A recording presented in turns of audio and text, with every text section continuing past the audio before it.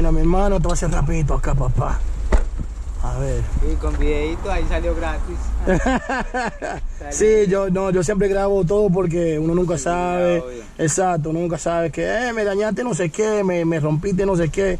Entonces, ¿ves? Ya rápido. O sea, aquí.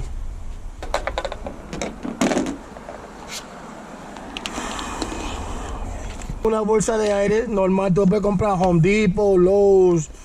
Yo la compré en Amazon, honestamente. En Amazon la compré yo, esta bolsita de aire. Entonces uno la pone así, pone... Hay que darle, ¿ves? Que se vaya llenando. Eso es fácil, hermano, eso es fácil. Un brito acá, es como un dedo.